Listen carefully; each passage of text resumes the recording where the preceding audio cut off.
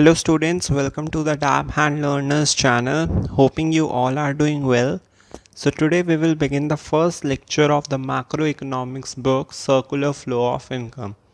But before starting the chapter, let me give you some intro of macroeconomics. I know ये macroeconomics का थोड़ा सा intro you have done in microeconomics in class 11, but let me remind you once more.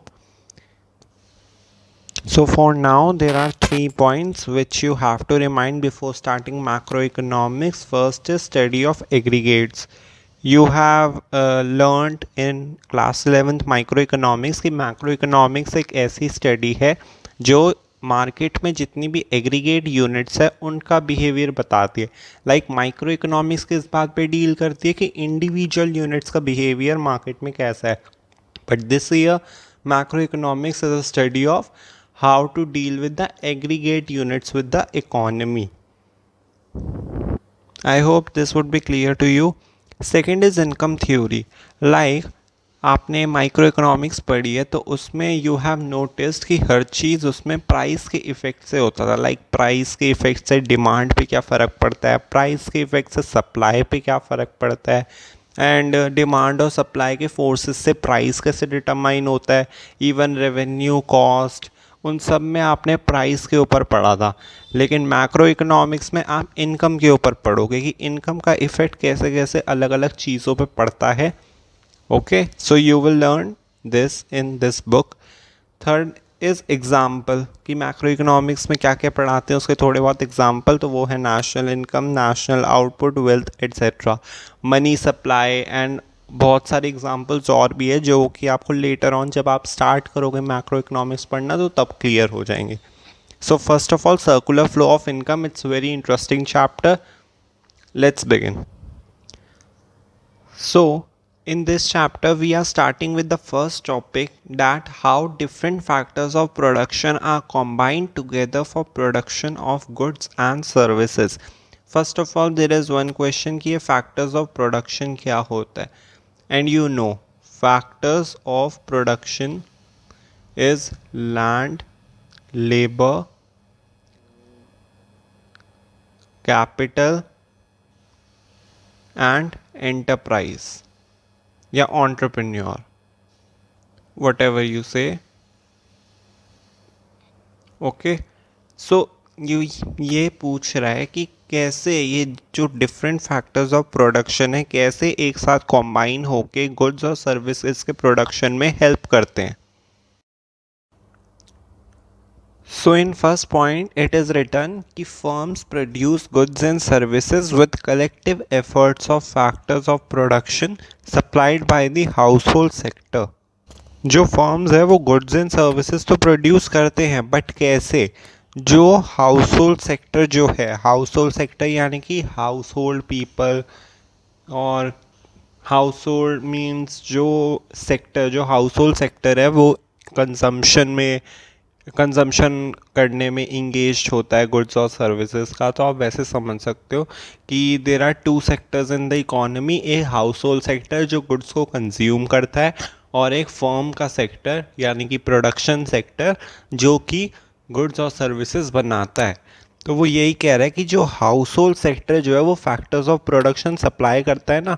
और factors of production क्या है, land, labour, capital और entrepreneur. Like अब आप सोचोगे कि सर ये हाउस होल्ड सेक्टर कैसे प्रोवाइड करता है फैक्टर्स ऑफ प्रोडक्शन. हमें ये पता चल गया हाउस होल्ड सेक्टर होता क्या है, फैक्टर्स ऑफ प्रोडक्शन क्या होता है, लेकिन हाउस होल्ड सेक्टर सप्लाई कैसे करता है फैक्टर्स ऑफ प्रोडक्शन. तो इसका आंसर ये है कि जो हाउस होल्ड सेक्टर है वो फैक्टर्स ऑफ प्रोडक्शन सप्लाई तो करता है. लाइक लैंड सप्लाई करता है फर्म्स को ताकि तुम अपना गुड्स और सर्विसेज बना सको, और लैंड प्रोवाइड करता है तो वो क्या लेता है आपसे, रेंट, है ना. और आपको अगर लेबर प्रोवाइड करता है तो उन लेबर को आपको क्या देना पड़ता है, वेजेस, सैलरी. और अगर house hold sector capital provide करता है तो उसके ऊपर तुम्हें इंटरेस्ट देना पड़ता है, लाइक इंटरेस्ट ऑन कैपिटल, आपने 11th में पढ़ा होगा. एंड एंटरप्रेन्योर यानी कि एंटरप्राइज, तो अगर house hold sector enterprise provide करता है तो लास्ट में उसे प्रॉफिट मिलता है ना. सो ऐसे ही जो factors of production household sector supply कर रहा है उसे बाद में फैक्टर इनकम भी मिलती है। ये अभी हम पढ़ेंगे कि अगर आप फैक्टर्स ऑफ प्रोडक्शन सप्लाई कर रहे हो, house hold sector factors of production supply कर रहा है, तो उसे इन रिटर्न फैक्टर इनकम भी मिलेगी। तो इसलिए वो कह रहा है कि जो फर्म्स है वो गुड्स और सर्विसेज प्रोड्यूस तो करता है, लेकिन कलेक्टिवली जब सारे हाउस होल्ड सेक्टर जो हैं वो factors of production like land, labour, capital और एंटरप्राइज प्रोवाइड करता है, तो फर्म्स जो है वो गुड्स और सर्विसेज प्रोड्यूस करते हैं। ये तो था first point. Now second point, firm makes payment to the factors of production in the form of rent, wages, interest and profit known as factor income। मैंने आपको अभी समझाया कि हाउस होल्ड सेक्टर जो है वो फैक्टर्स ऑफ प्रोडक्शन सप्लाई करता है और इन रिटर्न उसे अगर वो लैंड प्रोवाइड कर रहे हैं तो क्या मिलता है, रेंट। और अगर लेबर प्रोवाइड कर रहे हैं तो वेजेस, और अगर कैपिटल तो इंटरेस्ट ऑन कैपिटल जैसे कहते हैं वो मिलेगा, और अगर एंटरप्राइज प्रोवाइड कर रहे हैं तो एट लास्ट प्रॉफिट तो मिलेगा ही। तो ये नहीं कहते हैं फैक्टर इनकम, जो फर्म्स जो है वो हाउस होल्ड सेक्टर को प्रोवाइड कर रही है। लाइक उन्होंने आपको कोई चीज़ दी है अपनी, तो आपको भी इन रिटर्न उन्हें कुछ देना ही पड़ता है कि क्योंकि आप उनकी जगह पे उनकी चीज़ों का यूज़ कर रहे हो। तो इसलिए हाउस होल्ड सेक्टर को फैक्टर इनकम रिटर्न की जाती है by firm. Third point is the household sector spends this money on the purchase of goods and services produce by the firm. तो जो हाउस होल्ड सेक्टर है वो फिर ये जो मनी है ना, ये जो फर्म सेक्टर ने उन्हें पैसे दिए हैं, फैक्टर इनकम दी है कि आपने हमारी चीज़ यूज़ करी तो इन रिटर्न हम आपको ये दे रहे हैं। तो जो हाउस होल्ड सेक्टर को ये इनकम मिल रही है वो ये इनकम कहाँ यूज़ करती है, ताकि जो फर्म ने गुड्स और सर्विसेज बनाए हैं उनको परचेज करने में ही हेल्प करती है।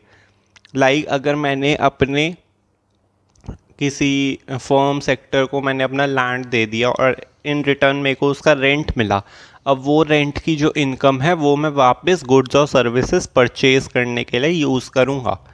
ठीक है, तो हाउस होल्ड सेक्टर जो ये इनकम मिलती है वो purchase of goods and services के लिए ही यूज़ करता है जो फर्म्स ने प्रोड्यूस करी है। Thus, income flows from firms to household in the form of factor payment। अब जो है इनकम जो है वो कहाँ से आई, फर्म ने हाउस होल्ड को दी। क्यों दी, क्योंकि उन्होंने फैक्टर्स ऑफ प्रोडक्शन सप्लाई किए। फैक्टर पेमेंट की फॉर्म में या फैक्टर इनकम की फॉर्म में फर्म्स ने हाउस होल्ड को पेमेंट करी। आई होप इतना तो क्लियर है। And then from households to firms in the form of consumption expenditure. Consumption expenditure यानी कि purchase of goods and services. तो वही वो कह रहा है कि पहले तो फर्म ने हाउस होल्ड सेक्टर को दिया पैसे कि आपने हमें फैक्टर्स ऑफ प्रोडक्शन सप्लाई किए, और फिर हाउस होल्ड जो है वो वापस फर्म को वो पेमेंट करती है किसके लिए, गुड्स को परचेज करने के लिए, सर्विसेज को परचेज करने के लिए, कंजम्पशन एक्सपेंडिचर करने के लिए। क्योंकि जो एक्सपेंडिचर हम कर रहे हैं वो किसके लिए हो रहा है, ताकि हम उन गुड्स को कंज्यूम करें, हम उन गुड्स को यूज़ करें, है ना, इसलिए। तो फर्स्ट पॉइंट क्या कहता था कि जो फर्म्स जो है वो कैसे गुड्स और सर्विसेज प्रोड्यूस करता है, जब हाउस होल्ड सेक्टर उन्हें फैक्टर्स ऑफ प्रोडक्शन सप्लाई करता है। ठीक है, फिर जो फर्म्स जो है जब वो अपना गुड्स बना लेती है तो अब वो धीरे धीरे करके एक एक को पेमेंट करती है कि उसने इससे इतना लिया था सामान, उस इन्होंने ये अपना ये लैंड प्रोवाइड किया था, तो रेंट, वेजेस, प्रॉफिट और सैलरी, इंटरेस्ट, ये सब वो धीरे धीरे करके हाउस होल्ड सेक्टर को प्रोवाइड कर देते हैं। फिर वो हाउस होल्ड सेक्टर उसका क्या करता है, वो इनकम लेता है और गुड्स और सर्विसेज जो प्रोड्यूस हुए हैं उन्हें ही परचेज करने में हेल्प करता है उसी इनकम से, फैक्टर इनकम से। ओके, लाइक वो उस फैक्टर इनकम को लेता है और कंजम्पशन एक्सपेंडिचर कहता है, अगर मैं थोड़ी बुकिश लैंग्वेज में कहूँ तो। Okay, so I hope this process would be clear to you कि कैसे फर्म और हाउस होल्ड सेक्टर डील करते हैं सर्कुलर फ्लो ऑफ इनकम में। Now, definition of circular flow of income. It refers to the cycle of generation of income in the production process। वो ये कह रहा है कि इसमें सर्कुलर फ्लो ऑफ इनकम एक ऐसी साइकिल है जिससे इनकम जनरेट होती है in the production process. Production process के टाइम जो है वो इनकम जनरेट होती है और ये एक साइकिल है, पूरी एक सर्कुलर फ्लो है। Its distribution among the factors of production and finally its circulation from households to firms in the form of consumption expenditure on goods and services produced by them। वो ये कह रहा है कि जो सर्कुलर फ्लो ऑफ इनकम है वो एक साइकिल तो है किसकी, इनकम जनरेट करने की इन द प्रोडक्शन प्रोसेस, और वो डिस्ट्रीब्यूट भी की जाती है among the factors of production. Factors of production मतलब हाउस होल्ड, क्योंकि हाउस होल्ड ही तो फैक्टर्स ऑफ प्रोडक्शन दे रहे हैं। तो जो डिस्ट्रीब्यूट कर रहे हैं हम इनकम, वो फैक्टर्स ऑफ प्रोडक्शन यानी कि हाउस होल्ड सेक्टर में डिस्ट्रीब्यूट कर रहे हैं। और फाइनली जो हाउस होल्ड फर्म को इनकम देते हैं वो किस लिए देते हैं, कंजम्पशन एक्सपेंडिचर करने के लिए और गुड्स को परचेज करने के लिए जो उन्होंने बनाए होते हैं। तो वो यही कह रहा है कि पहले तो इनकम जनरेट की, फिर उसके बाद धीरे धीरे करके हाउस होल्ड सेक्टर को प्रोवाइड कर दी जिन्होंने भी फैक्टर्स ऑफ प्रोडक्शन दिए थे, और फिर उसके बाद वो जो हाउस होल्ड सेक्टर है वो ही गुड्स एंड सर्विसेज को परचेज करने के लिए वापस उन पैसों को स्पेंड कर देता है, यूज़ कर देता है। So this was the definition of the circular flow of income. Phases of circular flow of income। अब now there are 3 phases। Circular flow of income के भी 3 phases हैं। पहला फेज है production phase, second phase is income phase and third phase is expenditure phase. Production phase को हम generation phase भी कह सकते हैं, एमसीक्यू में बहुत इंपॉर्टेंट है।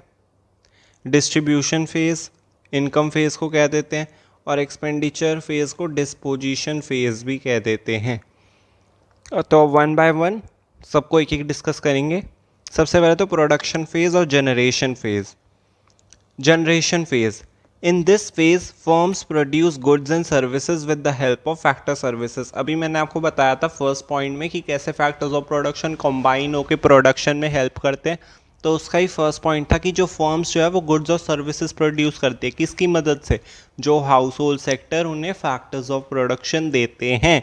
तो वो यही कह रहा है कि जनरेशन फेज़ या प्रोडक्शन फेज़ में ये होता है कि जो फर्म्स जो है वो गुड्स और सर्विसेज प्रोड्यूस करते हैं, किसकी हेल्प से, फैक्टर सर्विसेज की हेल्प से। फैक्टर सर्विसेज मतलब जो household sector factors of production दे रहा है उसे ही फैक्टर सर्विसेज कहते हैं। I have written it on the top कि फैक्टर सर्विसेज क्या होती है, जो factors of production household sector supply करता है। क्योंकि ये इंट्रो है, अभी बहुत सारी न्यू टर्म्स आएगी तो आपको कन्फ्यूजन ना हो, इसलिए मैंने टॉप पे लिख चुका है। तो फैक्टर सर्विसेज ये हैं, और फैक्टर इनकम्स वो कौन सी होती हैं जो फर्म्स वापस करती हैं हाउस होल्ड सेक्टर को। अब डिस्ट्रीब्यूशन फेज़ में, this phase involves the flow of factor income. अभी बोला था कि फैक्टर इनकम जो है वो फर्म्स जो है वो हाउस होल्ड को पेमेंट करती है कि उन्होंने तुम्हें फैक्टर सर्विसेज या फैक्टर ऑफ प्रोडक्शन सप्लाई किए। तो क्या कह रहा है वो कि इस फेज़ में क्या क्या होता है कि फैक्टर इनकम जो है वो फर्म्स देती है हाउस होल्ड को। वो फैक्टर इनकम कैसे होती है, रेंट के बेस पे दे सकती है, वेजेस दे सकती है, इंटरेस्ट दे सकती है, प्रॉफिट दे सकती है। तो फिर मतलब जनरेशन फेज़ में तो फर्म गुड्स और सर्विसेज प्रोड्यूस कर लेती है with the help of factor services. और डिस्ट्रीब्यूशन फेज़ में क्या होता है, फर्म्स हाउस होल्ड को फैक्टर इनकम देती है। Disposition phase. In this phase, the income received by factors of production is spent on the goods and services produced by the firm. तो इस फेज में क्या होता है कि जो इनकम रिसीव करी जाती है ना by factors of production, factors of production यहाँ पे मतलब है हाउस होल्ड से, क्योंकि वही लोग प्रोवाइड कर रहे हैं ना फैक्टर्स ऑफ प्रोडक्शन। तो वो यही कह रहे हैं कि जो इनकम हाउस होल्ड के द्वारा रिसीव करी जाती है, the income received by house hold, वो कहाँ स्पेंड होती है, गुड्स और सर्विसेज पे जो फर्म्स प्रोड्यूस करते हैं। तो मैंने वही बताया था, जनरेशन फेज फर्म्स गुड्स और सर्विसेज प्रोड्यूस करते हैं with the help of factor services, और डिस्ट्रीब्यूशन फेज जो फर्म्स ने गुड्स बनाए थे वो फिर धीरे धीरे करके हाउस होल्ड्स को पेमेंट करती है। और डिस्पोजिशन फेज में जो हाउस होल्ड सेक्टर जो पेमेंट आती है उनके पास एज अ फैक्टर इनकम, वो उसे कंजम्पशन एक्सपेंडिचर की तरह पेमेंट कर देते हैं। Thus the income generated in firms reaches back to firms। वो यही कह रहा है कि जो इनकम जो फर्म में क्रिएट हुई थी, जनरेट हुई थी, कि हमने गुड्स बनाए थे और फिर उसके बाद हमें उन्हें बेचना था, है ना, तो और हमने धीरे धीरे करके हाउस होल्ड्स को पेमेंट करी थी। तो जो इनकम है वो फर्म्स में ही जनरेट हुई थी, और वो वापस घूम फिर के हाउस होल्ड को पेमेंट करी, फिर हाउस होल्ड ने दोबारा उसे पेमेंट कर दी, तो उनके लिए तो इनकम ही हो गई। तो जो इनकम जो फर्म्स की पहले से ही थी वो घूम फिर के वापस ही उनके पास इनकम बन के आ गई, और इसी की वजह से जो सर्कुलर फ्लो था वो कंप्लीट हो गया। Okay, now one more question कि यहाँ पे लाइक इन प्रैक्टिकल्स आपको टीचर पूछ सकती है सर्कुलर फ्लो ऑफ इनकम में, अगर आप नेशनल इनकम का टॉपिक लेते हो तो डैट की what is the special feature of circular flow of income. Circular flow of income का एक स्पेशल फीचर क्या है, तो आपको ये बोलना है, इसका मीनिंग ये है कि सर्कुलर फ्लो ऑफ इनकम का स्पेशल फीचर ये है कि जो इनकम है वो जहाँ से शुरू होती है ना, वो वहीं पे आके कंटिन्यू होती है या वहीं पे आके स्टॉप होती है, like the point where the circle start and there only. Okay, तो यही एक सर्कुलर फ्लो ऑफ इनकम का स्पेशल फीचर है कि जहाँ से स्टार्ट होता है वो वहीं पे आके ही रुकता है। I hope this would be clear to you. Now there are two variables, stock variable और फ्लो वेरिएबल। स्टॉक वेरिएबल क्या होता है? Stock variable refers to that variable which is measure at a particular point of time, जो एक particular point of time पे measure होता है। For example, stock of goods in godown as on 31 Jan 2019।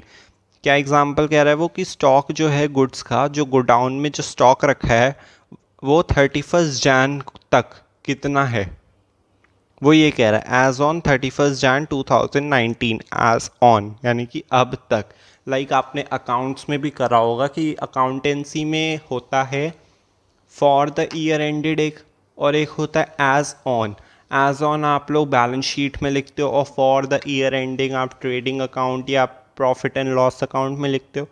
तो उसका मतलब ये होता है कि जो फॉर द ईयर एंडेड होता है वो सिर्फ इसी साल का होता है कि इस साल आपका कितना रेंट गया, इस साल आपका कितना वेजेस गया, इस साल आपका ट्रैवलिंग एक्सपेंस कितना गया, कुरियर एक्सपेंस कितना गया, स्टेशनरी, प्रिंटिंग। तो इस साल आपका कितना एक्सपेंस गया वो होता है फॉर द ईयर एंडेड में। और एज ऑन में आप क्या क्या चीज़ें लिखते हो, लाइक बैलेंस शीट में एज ऑन लिखते हो तो उसमें क्या आता है, एसेट, लाइबिलिटी वगैरह। अब एसेट आज की डेट पे कितनी वैल्यू करती है आप उसमें वही लिखते हो ना, डेप्रिसिएशन हटा के या सोल्ड, परचेज सब मिला जुला के माइनस करके प्लस करके आप लास्ट में ये वैल्यू लिखते हो ना, जो अभी प्रेजेंट है, अभी तक हमारे पास कितनी वैल्यू की एसेट है वही लिखते हो। तो एज ऑन मतलब अब तक, और फॉर द ईयर एंडेड मतलब इस साल की value. Second point is stock variable are and time dimensional. जो स्टॉक वेरिएबल होते हैं वो टाइम डायमेंशनल नहीं होते।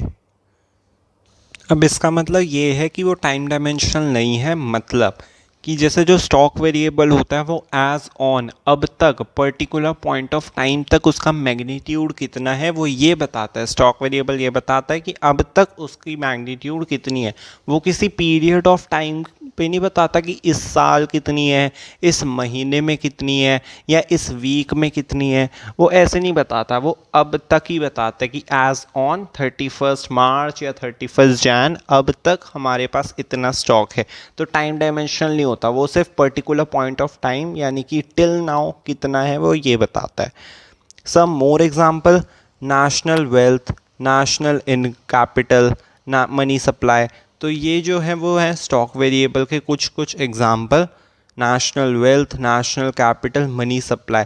बिकॉज ये एक पर्टिकुलर पॉइंट ऑफ टाइम तक ही मेजर होते हैं, टिल सम टाइम ही मेजर होते हैं। ये ऐसे नहीं देखे जाते कि इस साल कितने हैं, इस वीक कितने, इस महीने में कितने हैं। तो ये सारी जो चीज़ें हैं ये सिर्फ पर्टिकुलर पॉइंट ऑफ टाइम तक ही मेजर की जाती है, ये टाइम डायमेंशनल नहीं होती, ये सिर्फ अब तक कितना है ऐसे ही पर्टिकुलर पॉइंट ऑफ टाइम तक मेजर होती हैं। Second is flow variable. Flow variable refers to that variable which is measured over a period of time. अब आया है कि जो फ्लो वेरिएबल जो होता है वो एक ऐसा वेरिएबल होता है जो एक पीरियड ऑफ टाइम तक ही मेजर होता है, लाइक इस महीने में कितना हुआ, इस वीक में कितना हुआ, इस ईयर में कितना हुआ, तो ये वो है। It has a time dimension, और इसके पास टाइम डायमेंशन होता है, स्टॉक के पास नहीं होता, क्योंकि ये एक पीरियड ऑफ टाइम के लिए मेजर हो पाता है कि इस पीरियड ऑफ टाइम में, इस एक साल में मैंने कितना कमाया, इस एक साल में कितनी नेशनल कैपिटल है, कितनी नेशनल इनकम है। तो ये सब, सॉरी नेशनल कैपिटल तो स्टॉक का है, सॉरी, लेकिन इस ईयर में नेशनल इनकम कितनी है, तो ऐसे मनी सप्लाई कितनी है। तो ये जो है वो फ्लो वेरिएबल जो है वो ये सब मेजर करता है। Example is production of goods during the month of Jain 2019। वो यही कह रहे हैं कि मंथ ऑफ जैन 2019 में कितना प्रोडक्शन हुआ, तो ये एक फ्लो वेरिएबल है। नेशनल इनकम जो है 2018 में कितनी रही, तो ये भी एक फ्लो वेरिएबल है।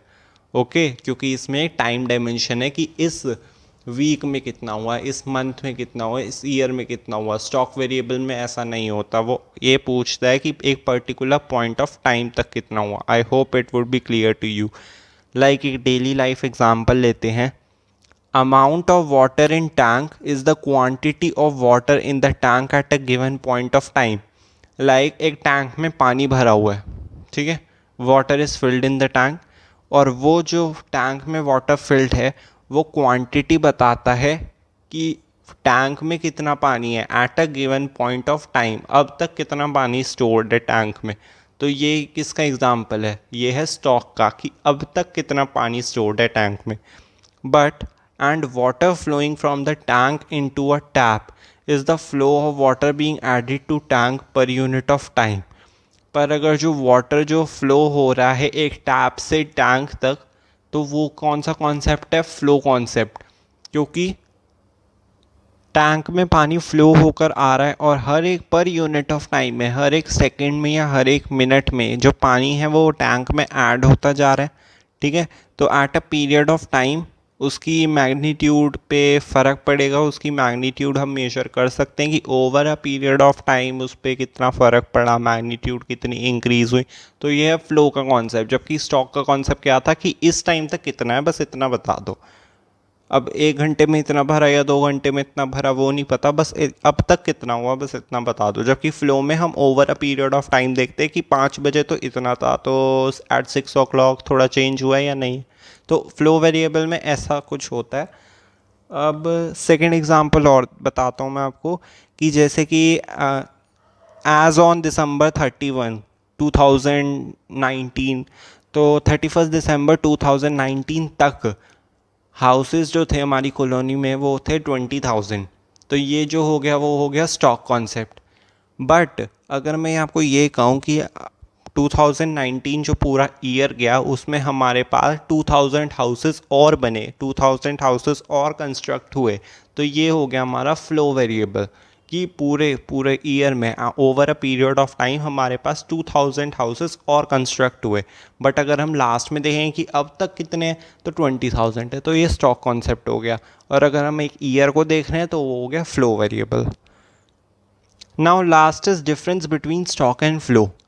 Meaning, stock variable refers to that variable which is measured at a particular point of time. I have explained you. Flow variable refers to that variable which is measured over a period of time. Second is time dimension. Stock does not have a time dimension. वो सिर्फ एक particular time तक ही देखी जाता है।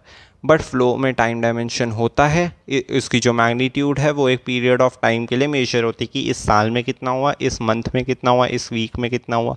Nature of concept, it is a static concept. Static concept I have told you in business studies also कि static means not flexible. Unchangeable you can also say, not flexible, and unchangeable. And dynamic means जो change हो सकता है, जिसमें changes होते रहते हैं, changes, not fix. Okay, now example देखते हैं। First is money supply. Stock का है money supply eight a particular point of time. जितने भी कॉन्सेप्ट मेजर होते हैं वो सारे स्टॉक कॉन्सेप्ट के एग्जाम्पल होते हैं। Money supply, national wealth, population of India as on 31 Jan. देखो एज ऑन, अब तक कितना है पॉपुलेशन ऑफ इंडिया ये बता दो। क्वांटिटी ऑफ वीट स्टोर्ड, अब तक कितने स्टोर्ड हैं उसमें बस इतना बता दो। तो ये जितने भी हैं वो पर्टिकुलर पॉइंट ऑफ टाइम से कंसर्न्ड होते हैं। अब फ्लो के एग्जांपल देखते हैं। नेशनल इनकम, इस साल कितनी नेशनल इनकम है ये बता दो बस। अब तक कितनी है ये नहीं, सिर्फ इस साल कितनी है। और नेशनल इनकम जो है वो हर एक साल की मेजर ही होती है, तो इसलिए नेशनल इनकम जो है वो एक फ्लो वेरिएबल है। नंबर ऑफ बर्थ्स ड्यूरिंग 2018, 2018 में कितने बर्थ हुआ, बर्थ रेट कितना हुआ, तो ये सारी चीज़ें वो एक साल से कंसर्न है, तो flow variable. Quantity of wheat produced, इस साल कितना प्रोडक्शन हुआ, तो ये जो है वो है flow variable, because its magnitude can be measured over a period of time. Now we will do types of circular flow. कि सर्कुलर फ्लो ऑफ इनकम में two types of circular flow होती है. First is real flow, second is money flow. Real flow क्या कहता है? Real flow refers to the flow of factor services from households to firms and the corresponding flow of goods and services from firms to household. अब मैंने आपको circular flow का concept समझाया है, तो यू मस्ट हैव अंडरस्टूड कि जो real flow होता है उसमें कौन सा फ्लो आता है. कि सबसे पहले तो जो फैक्टर सर्विसेज जो हैं वो हाउस होल्ड फर्म्स को देते हैं, फैक्टर्स ऑफ प्रोडक्शन, है ना. तो वो यही कह रहा है कि जो रियल फ्लो में होता है सबसे पहले तो जो फैक्टर सर्विसेज हैं वो हाउस होल्ड फर्म्स को देती हैं. और फिर किस कॉरस्पॉन्डिंग फ्लो क्या होता है कि जो गुड्स और सर्विसेज हैं वो वापस फर्म्स जो है वो हाउस होल्ड को दे देते हैं. लाइक अगर मैं अपना लैंड किसी को दे दूं कि आप इस पे अपना कमर्शियल काम या फॉर्म सेक्टर प्रोडक्शन प्रोसेस कर सकते हो, और वो वापस में सॉरी अगर मैं उन्हें फैक्टर सर्विसेज लाइक मैंने लैंड दे दिया है तो वापस वो मेरे को गुड एंड सर्विसेज दे देंगी. Okay, so this is real flow. अब रियल फ्लो को क्या कहते हैं? It is also known as physical flow. There is only exchange of goods and services between the two sector. इस जो रियल फ्लो होता है उसमें जो है गुड्स और सर्विसेज का ही एक्सचेंज होता है, इसमें कोई मनी का इन्वॉल्वमेंट नहीं होता है. Real flow determines the magnitude of the growth process in the economy. ये जो रियल फ्लो है वो क्या डिटरमाइन करता है कि ग्रोथ प्रोसेस का मैग्नीट्यूड की इकोनॉमी में कितना ग्रोथ प्रोसेस हो रहा है. For example, when more factor services are offered to firms, the volume of production will be more that speeds up the process of economic growth. या obviously because जैसे कि मैंने अभी लैंड दिया था, अगर मैं अपनी जितनी भी प्रॉपर्टी है, जितने भी प्लॉट्स हैं, अगर मैं उन्हें फर्म सेक्टर को दे दूँ तो प्रोडक्शन तो ज़्यादा हो गई, सब अपनी अपनी नई नई ब्रांच भी खोल सकते हैं और अपना प्रोडक्शन प्रोसेस को एक्सपैंड कर सकते हैं. तो प्रोडक्शन तो ज़्यादा हो गई, जिससे हमारा जीडीपी पे फ़र्क पड़ेगा. ज़्यादा प्रोड्यूस होगा तो जीडीपी तो इफ़ेक्ट होगी, तो वॉल्यूम ऑफ प्रोडक्शन ज़्यादा होगा और इकोनॉमिक ग्रोथ भी स्पीड अप कर जाएगी. ओके, सो रियल फ्लो में ये था कि सबसे पहले तो हाउस होल्ड जो हैं वो फर्म्स को क्या दे देते हैं? Factor services. और उसके लिए फिर फर्म्स जो हैं वो हाउस होल्ड को क्या दे देती है? गुड्स और सर्विसेज. ना ये तो है क्योंकि रियल फ्लो. बाकी बीच में मनी फ्लो भी होता है कि अब वो हम आगे पढ़ते हैं, लेकिन जो मनी का इन्वॉल्वमेंट है वो मनी फ्लो में होता है. Money flow refers to the flow of factor payment from firms to household. जो मनी फ्लो है वो क्या कहता है कि जो फैक्टर पेमेंट है फर्म से हाउस होल्ड तक का वो फ्लो होता है फॉर देयर फैक्टर सर्विसेज. अब वो इसका मीनिंग क्या कह रहा है? वो मीनिंग ये कह रहा है कि मनी फ्लो में देखो क्या होता है कि अब आपने रियल फ्लो में क्या पढ़ा था कि जो हाउस होल्ड है वो फर्म्स को क्या देते थे? Factor services. अब वो मनी फ्लो में ये कह रहा है कि जो फैक्टर सर्विसेज उन्हें दी थी ना, हाउस होल्ड ने फर्म्स को जो फैक्टर सर्विसेज दी थी, उसके रिटर्न में फर्म्स हाउस होल्ड को क्या वापस करती है? Factor payment from firms to household. क्यों? क्योंकि उन्होंने फैक्टर सर्विसेज ली थी, हायर करी थी हाउस होल्ड से फैक्टर सर्विसेज, इसलिए उन्हें फैक्टर पेमेंट हम वापस कर रहे हैं. And corresponding flow of consumption expenditure from household to firm. अब जब हमने फैक्टर पेमेंट उन्हें वापस कर दी तो फिर जो हाउस होल्ड है वो उसी फैक्टर पेमेंट का यूज़ करके क्या करते हैं? Consumption expenditure for purchase of goods and services produce by firms. जो फर्म्स ने गुड्स प्रोड्यूस करे थे उसी को परचेज करने के लिए वो उस फैक्टर इनकम का यूज़ कर लेते हैं. तो रियल फ्लो में क्या था कि हाउस होल्ड जो हैं वो फर्म्स को क्या देते हैं? Factor services. और जो फर्म्स है वो हाउस होल्ड को क्या दे देते हैं? गुड्स और सर्विसेज. और मनी फ्लो में क्या है? मनी फ्लो में ये है कि फैक्टर जो पेमेंट है, फैक्टर पेमेंट वो फर्म्स जो है वो हाउस होल्ड को दे देते हैं और हाउस होल्ड सेक्टर उसी फैक्टर पेमेंट का यूज़ करके कंजम्पशन एक्सपेंडिचर कर लेता है, गुड्स और सर्विसेज परचेज कर लेता है जो फर्म्स ने बनाई थी. सो this is the diagram of real flow कि जो फैक्टर सर्विसेज हैं वो हाउस होल्ड जो है वो फैक्टर सर्विसेज वो दे रहा है फर्म्स को, और जो फर्म्स है वो गुड्स और सर्विसेज दे रहा है हाउस होल्ड्स को. सो this is the diagram of real flow.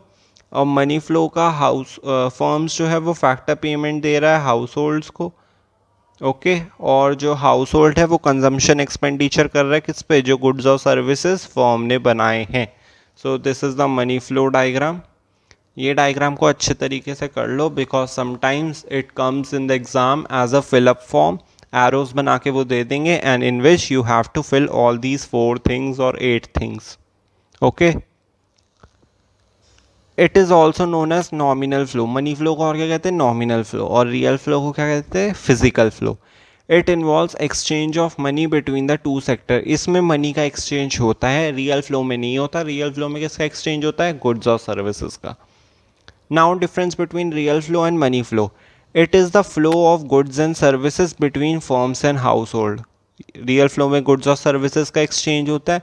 Money flow, it is the flow of money between firms and household. Now kind of exchange. It involves exchange of goods and services. It involves exchange of money. Difficulty in exchange करने में क्या क्या difficulty हो सकती है, there may be difficulties of barter system in exchange of goods and factor services. Like सिर्फ goods ही exchange हो रहे हैं, मनी तो एक्सचेंज हो ही नहीं रहा, तो इसमें डिफ़िकल्टी हो सकती है क्योंकि बार्टर सिस्टम है। कई बार गुड्स और सर्विसेज की वैल्यू करने में दिक्कत होती है जिसमें एक पार्टी को नुकसान हो ही सकता है कि दूसरी पार्टी फ़ायदे में ज़्यादा माल ले ले और जो सेकेंड पार्टी हो उसे कम माल मिले या कम वैल्यू का माल मिले। There is no such difficulty in case of money flow, but ऐसी कोई डिफ़िकल्टी मनी फ्लो में नहीं होती क्योंकि मनी तो ऑलरेडी वैल्यूएबल है, उसकी भी मनी की तो ऑलरेडी कुछ ना कुछ वैल्यू है। लेकिन गुड्स और सर्विसेज की वैल्यू हम डिटरमाइन नहीं कर पाते ना ईजिली, मनी की तो ऑलरेडी वैल्यू है एक जो ईजिली एक्सेप्टेबल है। ऑल्टरनेटिव नेम, रियल नेम को फिजिकल फ्लो और मनी फ्लो को nominal flow. Circular flow of income in a simple economy, और simple economy it means two sector economy. हालांकि 3 सेक्टर और 4 सेक्टर भी होते हैं। 3 सेक्टर में गवर्नमेंट सेक्टर भी आ जाता है एंड 4 सेक्टर इकोनॉमी में फॉरेन सेक्टर भी आ जाता है, बट अभी आपके सिलेबस में तो 2 सेक्टर इकोनॉमी ही है। अ simple economy consist of 2 sector, house hold and firms. एक सिंपल इकोनॉमी में 2 सेक्टर ही होते हैं, हाउस होल्ड और फर्म। हाउस होल्ड कौन होते हैं, जो ओनर होते हैं किसके, फैक्टर्स ऑफ प्रोडक्शन, तभी वो यूज़ करने के लिए देते हैं फर्म्स को। और कंज्यूमर्स होते हैं किनके, गुड्स और सर्विसेज के, जो फर्म्स जो है वो प्रोड्यूस करती हैं। Firms produce goods and services and sell them to the household. जो फर्म्स जो है वो गुड्स और सर्विसेज प्रोड्यूस करते हैं और जो हाउस होल्ड को है सेल कर देते हैं, ये भी आपको पता है। अब what is a closed economy, closed economy क्या होता है। Closed economy is an economy which has no economic relation with the rest of world. Closed economy वो इकोनॉमी होती है जिसके साथ कोई रिलेशन नहीं होते with the rest of world. वो अंदर ही ट्रेड करते हैं, अंदर ही गुड्स को सेल कर देते हैं, तो वो होती है क्लोज्ड इकोनॉमी। ओपन इकोनॉमी क्या होती है, जिसके इकोनॉमिक रिलेशन होते हैं with the rest of the world. Process of circular flow. अब सर्कुलर फ्लो का प्रोसेस क्या होता है, वन लास्ट टाइम देख लो। There are only 2 sectors in the economy, 2 ही सेक्टर होते हैं economy, household and the firms. Household और फॉर्म्स 2 सेक्टर होते हैं इकोनॉमी में। It means there is no government and foreign sector, ना गवर्नमेंट सेक्टर होता ना फॉरेन सेक्टर होता है। See real flow, factor services are offered by the household to the firms, और जो फर्म्स जो है वो क्या ऑफर करती है, गुड्स और services to the household, goods and services offer करती है टू द हाउस होल्ड। और मनी फ्लो में क्या है, हाउस फर्म्स जो है वो फैक्टर पेमेंट देती है किसको, हाउस होल्ड को, और जो हाउस होल्ड जो है वो वापस में क्या करता है, consumption expenditure to the firms. Household sector supplies factors of production या factor services only to firm. ये हमें पता है कि हाउस होल्ड सेक्टर जो है वो फैक्टर्स ऑफ प्रोडक्शन या फैक्टर सर्विसेज जो मर्जी कह लो वो फर्म्स को वो प्रोवाइड कर देता है। और जो फर्म्स जो है वो क्या करती है, जो फैक्टर सर्विसेज हैं हाउस होल्ड से वो हायर कर लेती है, वो उन्हें यूज़ कर लेती है। Firms produce goods and services and sell their entire output to households. जो फर्म्स हैं वो गुड्स और सर्विसेज जो हैं वो प्रोड्यूस कर तो लेती हैं और उसके बाद वो अपना सारा आउटपुट जो है वो अपने हाउस होल्ड को बेच देती है, सेल कर देती हैं। House hold receive factor incomes for their factor services. House hold जो है वो फैक्टर इनकम रिसीव कर लेते हैं क्योंकि इन्होंने जो फैक्टर सर्विसेज हायर करने के लिए दी है प्रोडक्शन सेक्टर को, फर्म्स को, तो वो जो फर्म्स जो है इन रिटर्न उन्हें क्या देती है, फैक्टर पेमेंट या फैक्टर इनकम। और जो हाउस होल्ड है वो उस फैक्टर इनकम को रिसीव कर लेते हैं फॉर देयर सर्विसेज, क्योंकि उन्होंने सर्विस दी है, और अपनी जितनी भी इनकम है वो उन गुड्स एंड सर्विसेज को परचेज करने में या और कंज्यूम करने में ही खर्च कर देते हैं, स्पेंड कर देते हैं। Last point, there are no savings in the economy. Savings नहीं होती है इकोनॉमी में, ना ही हाउस होल्ड जो है वो अपनी इनकम में से सेव करता है और ना ही जो फर्म्स है वो अपने प्रॉफिट में से सेव करती है। So this is an assumption कि कोई भी इकोनॉमी में सेविंग्स नहीं होते, ना कि कोई हाउस होल्ड सेव करता है अपनी इनकम से और ना ही कोई फर्म अपने प्रॉफिट में से सेव करती है। Thus, in circular flow of income, production generates factor income, which is converted into expenditure. This flow of income continues as production is a continuous activity due to never-ending human wants. तो वो ये कह रहा है circular flow of income में क्या होता है कि जो प्रोडक्शन है वो एक फैक्टर इनकम जनरेट करता है ना। वो क्या करता है, जो फर्म्स है वो हाउस होल्ड को क्या देती हैं, फैक्टर इनकम, जो कि हाउस होल्ड सेक्टर जो है वो उसे एक्सपेंडिचर में कन्वर्ट कर देता है वापस, है ना। सो ये जो फ्लो ऑफ इनकम है ये ऐसे ही कॉन्टीन्यू रहती है, क्योंकि जो प्रोडक्शन है वो कॉन्टीन्यूस एक्टिविटी है। क्यों कॉन्टीन्यूस एक्टिविटी है? क्योंकि जो ह्यूमन की वांट्स है वो ख़त्म ही नहीं होती, इसलिए।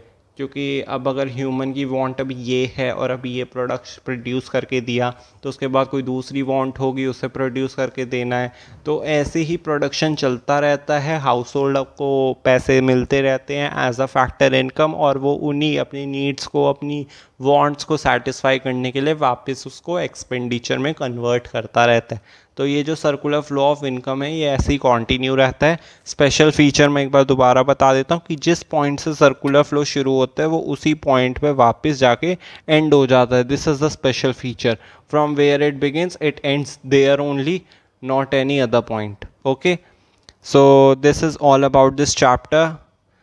I hope this chapter would be clear to you. If you have any doubts, do comment. Thank you so much. Please like, comment, share and subscribe my channel.